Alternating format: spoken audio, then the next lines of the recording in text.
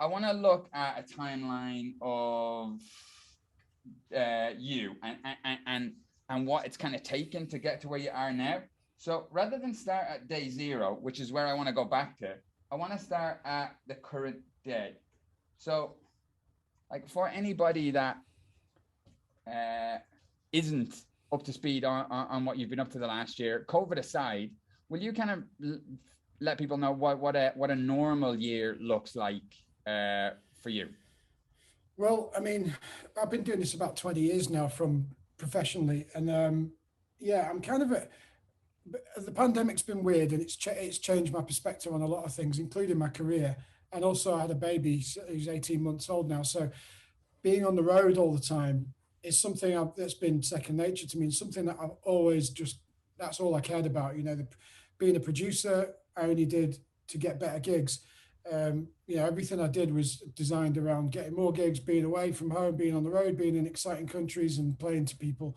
Um, that changed kind of instantly as soon as I had a baby because going away on the road now is like, it's not sustainable for me anymore. I'm 41 now, so it's not as the party element of being a DJ isn't as appealing to me as it used to be, and also just not being away from my wife and son and dogs is excruciating now. To be honest, I still enjoy my job, but being away, I usually go away for 3-4 months at a time. I'd take my wife with me, and we'd just live out of hotels, and it was brilliant life. But now we can't do that anymore. So going away now is on my own, and it's just different. So these days I'm still touring a lot, but I'm trying to transition into using my skills elsewhere, so I don't have to. I pick a lot more carefully where I play now, and I go away for shorter runs. So I'm doing. I'm a producer a lot more, so I'm working on my own music a lot, but I'm also working on other projects. Like I'm currently producing the Sugar Hill Gang's album. I'm producing. I mean, No way. me and Jake Shears and Shadow Child are in this really exciting project together. We're a new band that I can't really mention the name of yet, but we've just finished an album with that. I've got another album project I'm working on, loads of other little bits and bobs that I'm doing with bigger artists and stuff. More behind the scenes as like a producer. I want to be Quincy Jones, later in life when I've got a lot better skills. But that's what I'm aiming for, to be able to produce and make a living from that. Which is different as a house music DJ, and also the stuff I've done in the past in electronic music. It's quite hard to make a sustainable living out of that unless you're gigging. So now I'm doing different stuff that hopefully will give me that income. But also I'm doing my DJ Academy. So we've got that we do. Yours is online, ours is a retreat system. So we bring people to that and train people in person. So, and as you used to do with some of yours.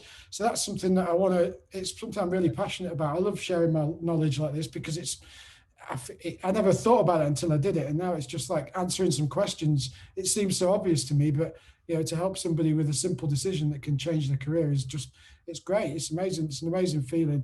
So I do more of that. I'm still DJing like crazy, and I'm booking lots of festivals and events. I've just started. I brought a music director at the new at Benny Musa Park in Ibiza, which is now called 528. So I'm doing lots of that kind of stuff as well. But my diary's still kind of crazy as well. So I'm off to America next week. I've just got back from Snowbombing Festival, and I'm doing loads of stuff this summer. So at the moment, I'm in a kind of crazy hurricane of a transition period where I'm still very busy DJing, but I've also got two pretty intense full-time jobs with my academy and my job as a booker, and four actually if you count my production work that's not for myself. So I'm juggling a lot at the moment, and I'm trying to work out which to phase out and do more or less of to try and allow me to sleep a bit. So yeah, it's a great position to be in, that I've got all these options, and I'm just trying to work out which is going to complement my lifestyle a bit better. But I feel like I'm a healthier human being now, except for the lack of sleep, because I'm not on the road all the time.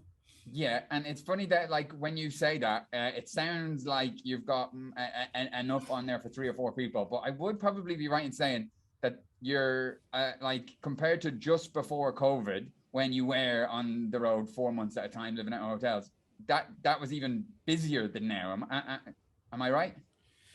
Yeah, it's busier, but it's a different kind of busy. Yeah, Like I actually did that in my less sleep because it was, productive probably. yeah, and it was. I mean, I was in a different country every day, but I didn't have as much homework. All I had to do was make some tunes and find some music, and you know, all my practice was on the road. My skills would improve because I was DJing every day, and then I would just get on the plane, and you know, I'd already kind of found my balance in life, so I wasn't going to after parties and stuff. I would play my gig, I'd get to bed, I'd get on the plane, and I'd work on the plane mostly. So I had a really good kind of routine with that. Although it wasn't like I had no circadian rhythm and no routine time wise, I had a good working relationship with getting shit done on the way. But I didn't have the same homework, so when I had a day off, I could just sleep as long as I was keeping up to date with my music deadlines. Yeah. You know, now I've got people that want to talk to me every day and they want things reply.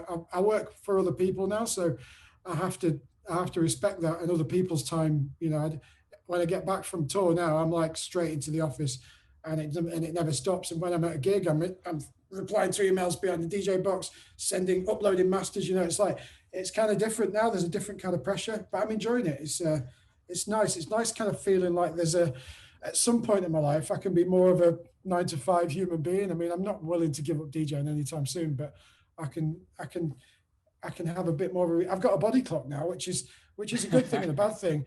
It's a good thing when I'm at home because I'm very productive. But the second I go to another country, my body's like, it's like I have jet lag for the first time in my life, and my body I have to really find ways around it. Yeah. You need lots of stuff to keep you busy as well. You're that type of similar soul. Yeah. So right, going from that's kind of the current day, and that's all of the stuff that's going on. What I want to kind of do is zoom all the way back to day zero, because that's what, like, a lot of people on the call will really resonate with that. You know, the first years, the first months when you're not gigging consistently, labels don't know you, the socials aren't there, the emails aren't really coming in chasing you. And how did you, like, what did day zero look like when DOORLY had just got his first decks, or you hadn't got your first gig yet? What was that scenario like? And then I kind of want to bridge the gap and kind of figure out how you did it and what usable nuggets we can pull from that. Yeah, well, I found kind of music I was into music a little bit as a teenager, but it wasn't my life. It wasn't like, I was more into football and stuff. So I went to university in Huddersfield and did an English degree and kind of found clubbing then. And there was some really good DJs at the time in Huddersfield that I got really into. And I just wasn't really enjoying my degree. It was just a bit like, I just did it because it was the thing. English was my best result in GCSE, so I went to uni to do that, and just found it very boring and pointless. So I was just, all I did was played football and for the university team, and just bought some decks with my student loan just because I thought, oh, this is fun, and then I just started DJing as much as I could and got kind of okay at it. What age was are you all right. At day zero? 17, 18. Okay. And I was I was just basically, I went back. I was going back and living in Warrington as well. I'm trying to think, that was my first kind of proper gigs, because I was working as a glass collector at weekends on this bar there. And basically the DJ, I think that was actually before uni, because I didn't have any decks at that point. And the DJ didn't turn up one night, and I just basically said, I've got some CDs in the car, and ended up DJing off some like little Discmen. Do you have the little? Oh yeah, the two Sony Discmen. Yeah, just obviously couldn't mix, but I was just playing some awful tunes, and playing the same. I had about 8 CDs of like Ministry of Sound compilations and stuff, and I mean, it was terrible, but they said, oh, you're actually better than the other guy. How much do you cost? I was like, how much does he cost? 100 quid. I'll do it for 50.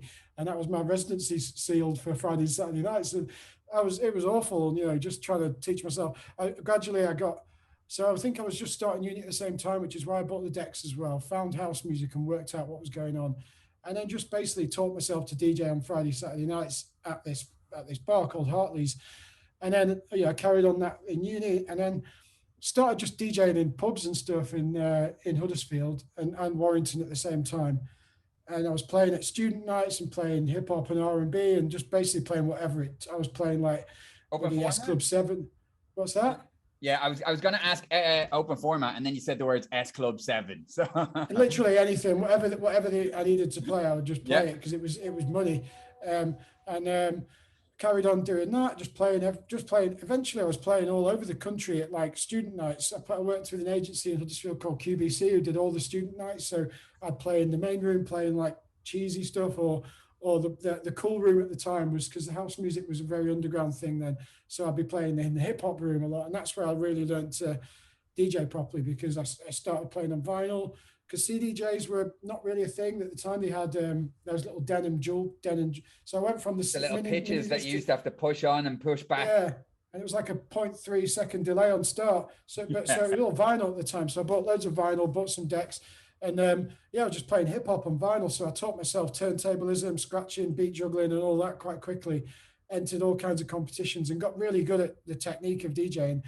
And what really helped was I went to do a season, well, two summers in Zante in Greece, in Zakynthos.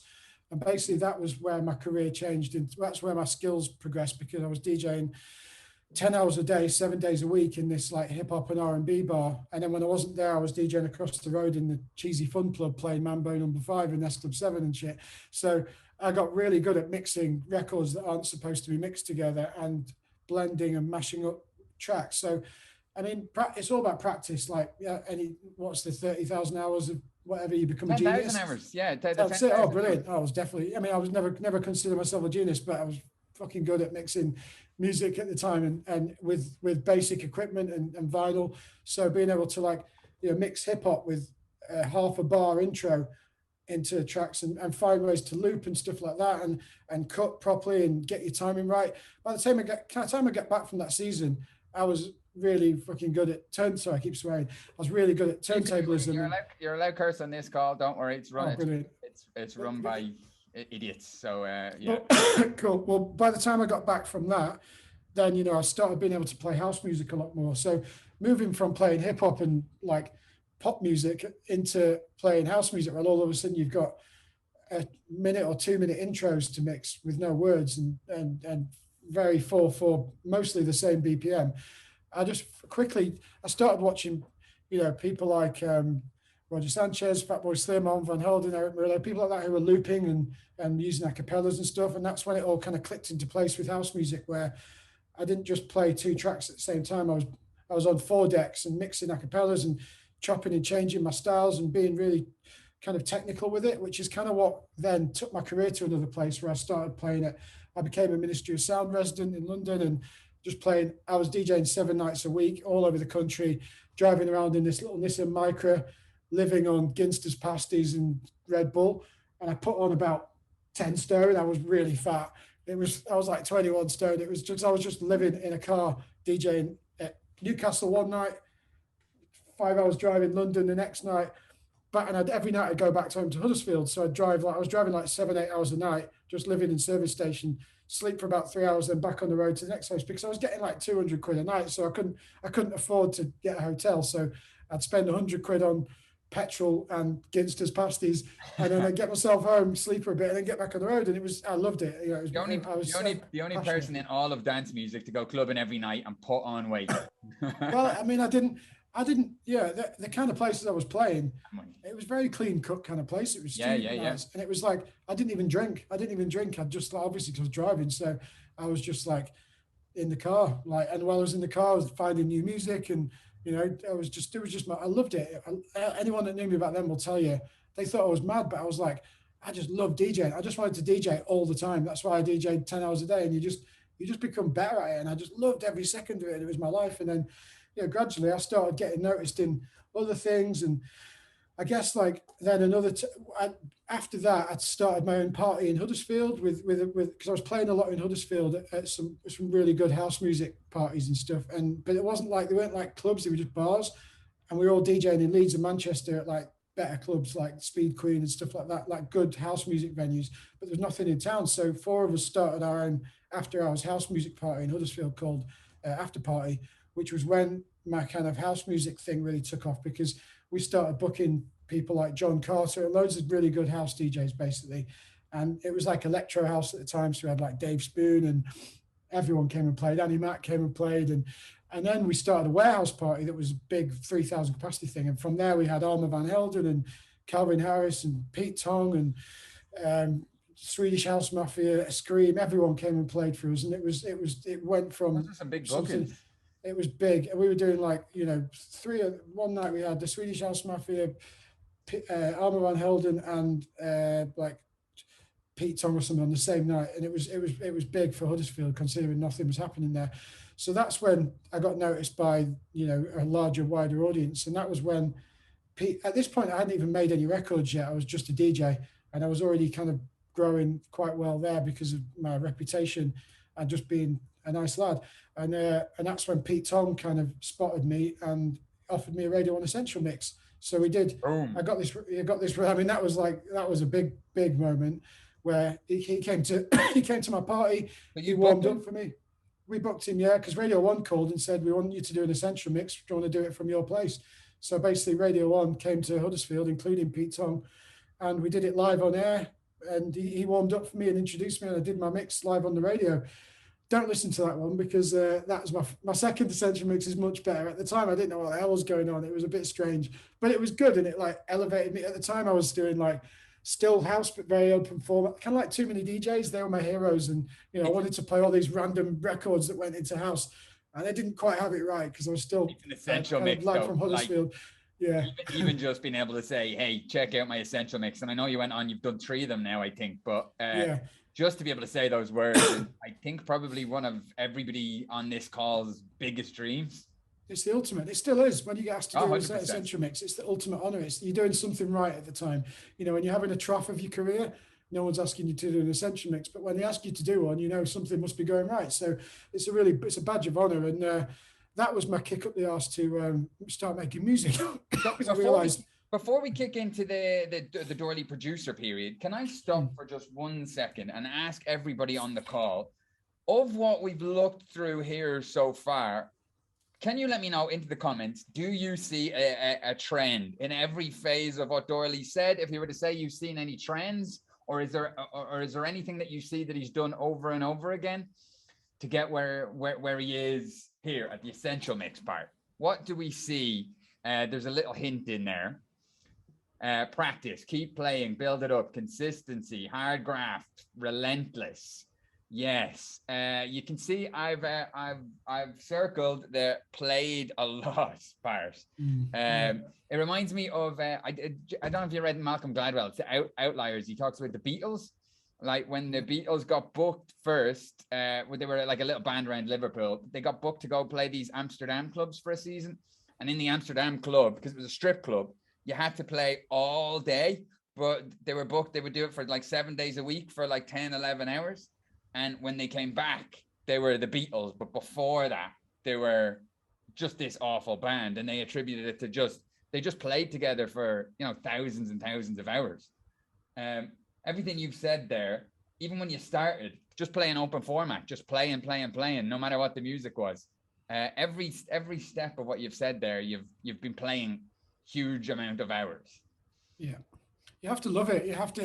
It has to be your life. You're not going to get. The competition's fierce out there, and it wasn't as much when I was doing it then because it was vinyl, so it wasn't as easy to be a DJ. You had to buy vinyl, and you had to look for music in much more difficult places. Like, well, you had to go to a record store. You couldn't just find it. Wasn't just all delivered to you for free, and streaming sites. There was no CDJs. You couldn't just. I mean, if you were downloading music then, it was a lot more difficult than it is now. And yeah, it was an investment. So you had it weeded out, the real people hardcore. It was a religion, you have to do that. You have to really be obsessed with it.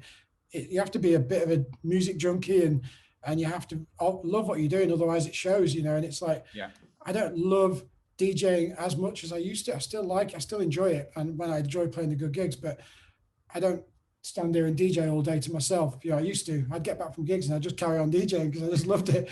And like, that's all I would talk about or do. My wife still says I do, but it's like, it was different. It was a creepy, weird obsession that I wouldn't. Thank God I did because I don't know what else I would have done with my life. It's really the only thing I do, and there's also tentacles to my skills now, but I don't know what I would do without this. I don't know what I always think. Like, what if I didn't do this, and what would I do next? I don't really know. It's just what I do. So thank God it worked out. And it wasn't in me. If it makes anyone feel better, when I before I was a DJ, I wasn't obsessed with music. I wasn't that bothered, you know. I would listen to it, but I wasn't like an obsessive clubber or anything like that. It all happened quite quickly, and I thought that looks like fun. I'll try that, and then it just happened. You know, I just grew into it and I was obsessed. So anybody can do it. I didn't have any innate musical skill. My parents were not musical in any way. We barely listened to music in the house. You know, it's not, my family is not musical whatsoever. They don't understand what's going on, you know, with my career.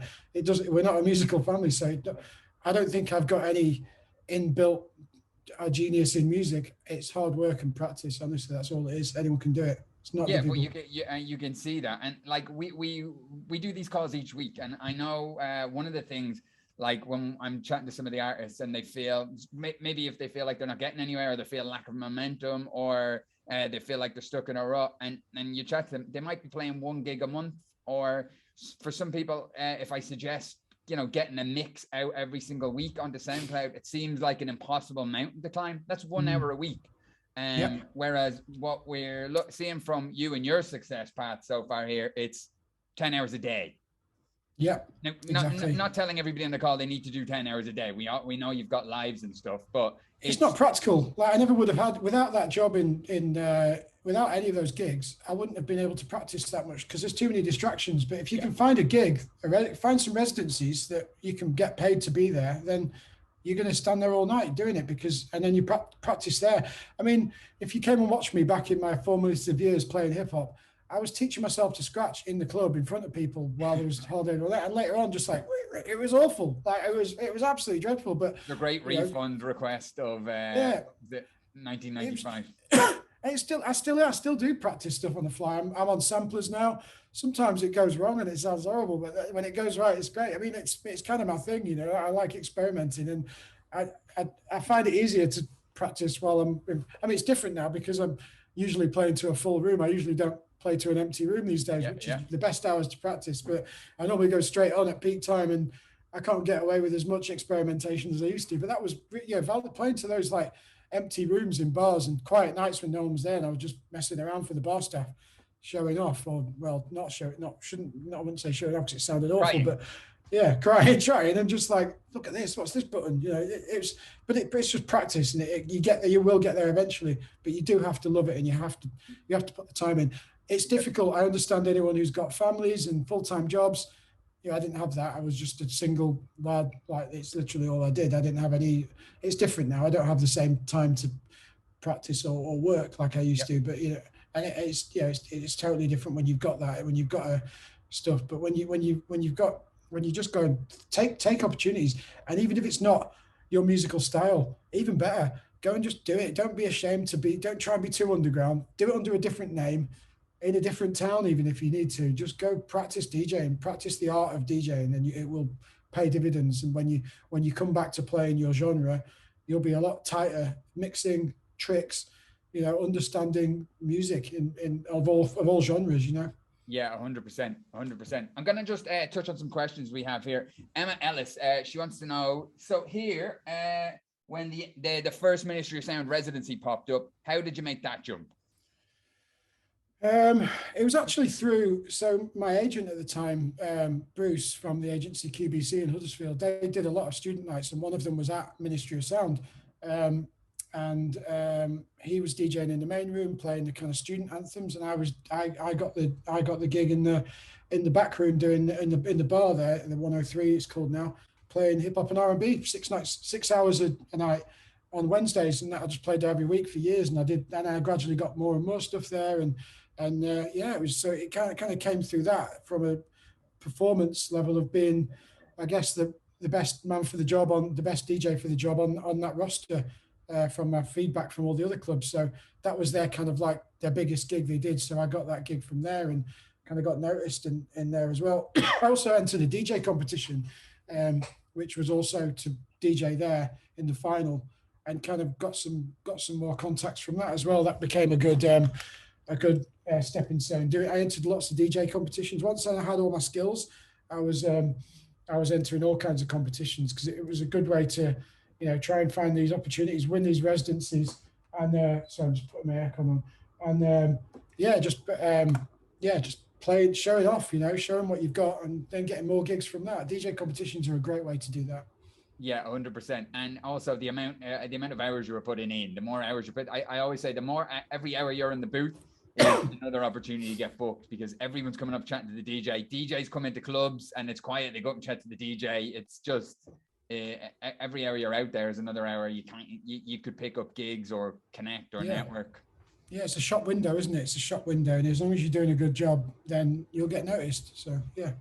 So, right, we've done the first essential mix, and then we were and I'm gonna just touch on the rest of the journey, and then we're gonna pop into actionable steps that people can pull and actually put into their own artistry. So, we've done the first essential mix, and then you decide you're gonna step into production. Yeah, well, what I kind of realized as I was preparing for my essential mix is that I didn't have any of my own music, and it's kind of strange for an essential mix because not many people get an essential mix without being an established producer. It's not something that DJs get unless you're like, exceptionally world known, like people like Jackmaster and people like that who are now producers, but at the time, were just exceptional DJs that went above and beyond that level of, being a DJ, not a producer DJ. So I started like teaching myself production there and working on on tracks. I actually made one track in time for the essential mix, which is samples bloody Bon Jovi, which was, oh Jesus Christ, who samples Bon Jovi in house music? It was awful, but it was just a starting point, and it was massive in Huddersfield at the time, but that doesn't mean anything at the time. That's an underground headline, that is. yeah, exactly. So anyway, from there I was DJing lots more student nights, and there was this emerging dubstep scene at the time, which was, I was playing at these nights, and because I was playing in the other room, there was always like the party room, and then there was it was either hip hop or bass music, drum and bass, jungle and stuff. So I'd play in there a lot, and then we started DJs like Scream and Rusko and stuff from Casper and started popping up on the lineups because there was this new emerging sound, and it was amazing the way they were making people move compared to even jungle and drum and bass. It was insane, the reactions we were getting. So I just started making little bootlegs in Ableton on my way to gigs. And it all happened extremely quickly from there, where a couple of the bootlegs I made, I was fortunate enough to know lots of DJs like the dubstep lot, DJ Yoda, a lot of the drum and bass DJs. I would just start giving them at gigs, and they all started playing them. And it just went overnight. I was getting played on Radio 1, and it was because I built that network already with my contacts as DJs and radio presenters. I had them all as friends, so I could. They were all like, as soon as you got music ready, let us know. And it all happened quite quickly. And at the time, it was like a Dizzy Rascal remix I did on the train, which was just I ripped. Zane Lowe played the exclusive of Bonkers. I ripped it into Ableton and just made it on the way to a gig. Played it, gave it to DJ Yoda. He played it. Everyone asked what it was. Boom. Same thing happened with Basement Jaxx, Raindrops, and also Calvin Harris tune Not Alone. Those three tracks changed my life, and instantly there was this explosion in America, and this thing called Hype Machine, which was a music blog, which basically was the golden chalice. If you could chart on there, especially by going number one, you were a household name in the blog world, and they all went number one consecutively in the same space of a few weeks. All of a sudden, I've got booking requests in Japan, Australia, America, agents, managers calling me off the hook, trying to sign me. It was kind of bonkers, long, because of the track Bonkers. And it just like all just happened like, it was insane. And I went from this like £300 DJ in the UK to getting serious money and flying all over the world. And it was insane. It was just kind of like, it just happened. And bearing in mind, I wasn't really a dubstep DJ. I just made a few bootlegs to play in my student night sets. All of a sudden, I'm a dubstep sensation, playing alongside all these other superheroes in dubstep. And that was what I was getting booked for at the time. I was like, oh, God, I don't really know what I'm doing here. It's like, wasn't where my heart was. Yeah, I had imposter syndrome because I was an imposter. It wasn't all these people in dubstep, and that was their life and soul. I was a house DJ who'd made some tracks. So I obviously went with it because I was getting remix requests, and my big money shows were all dubstep, and I was trying to still do house, but I wasn't being taken seriously in house anymore because I was a dubstep DJ. So I kind of had to leave house behind. Went with dubstep for 2 or 3 years, moved to Los Angeles, It was a great time. I was young and single, and I'd had this great new life. But then it kind of, after a few years, I just wasn't enjoying it. I was like, it wasn't the music I was wanting to play. It was just not, it didn't feel right. All my mates who were into house music were like, what are you doing? I'm like, well, I don't really know. Like, yeah, I'm just winging it. I was, I enjoyed it, but it just wasn't really where my heart was. So I had to just kind of like, I did a couple of really big things. I had a crescendo moment where I did a track with Nicki Minaj and DJ'd it in Times Square to like 60,000 people for this big Nokia event. And it was like, because it was all a big choreographed thing, it was all like, it wasn't actually playing it. I was just like, pretending I was playing it while Nicki Minaj sang, and there was all this, they took over the whole of Times Square, and it just fried my head to the point where I was like, what am I doing anymore? This is not what I want to do in my life. So that was the last dubstep thing I ever did really at the time. I just kind of had to have a conversation with my managers and agents, who were the best and biggest managers in the world, and like still best friends of mine. But I just had to say, look, I can't do this anymore. I need to go and play music I like. I had lots of money, and you. I was like, do you know what? I can afford not to do this anymore. I'm going to go back to playing for free, playing as a house DJ, and try and reestablish myself. The one problem was that my artist name was DOORLY, which is my own name, so I couldn't just drop an alias. I had to then go and the long way around and prove myself as a house. I mean, at that point, I was better at producing, and I had house music, so I was making, but people weren't signing them because they were like, "You're a dubstep DJ," and I'm like, yeah. So I had to. I was even when I was getting big money offers to do dubstep remix, and I would say to the label, "Look, I'll do the dubstep remix, but you have to put my house remix on the package as well, so people can see my versatility." Yeah. And they would just say, "No, do you want the money or not?" And I'd be like, "Okay." Yeah, so I just had to stop. And it took me about 2 years, 3 years, and then I had to like really transition. And by that point, I think there's like a 3-year cycle in music where people go out clubbing, they get really into music. 90% of them find a partner, have babies, leave music behind, and go off for real lives. And 10% of them still stay music fans and will club for the rest of their lives. So most people lots of people don't even know I had this career. And I meet people on the road that remember, and some people are like, really? No, I never knew that, because it's, if you weren't there at the time or conscious of that world, it's different scenes. So it was, so it was an interesting time. But luckily my music started getting taken seriously by I struggled in the UK because I had such a prominent name there. People still don't really take me seriously because of that way I was then. And I was all a bit cheesy and a bit like, it was a bit gimmicky and stuff, because of the social media coming through and not really understanding, just doing things to get noticed rather than being cool. And, that hurts you in house music. So, but luckily, Green Velvet, Todd Terry, DJ Pierre, all the like old school kind of Chicago lot really took me under the wing, released me on the labels. And that in turn gave me credibility and helped me with the rest. And from there, I went on to release on, Hot Creations and Crosstown Rebels and all the best house music labels alongside the stuff I was doing in America. And I'm fortunate enough to have released on all of my favorite labels with all my favorite artists. And it's a great place to be.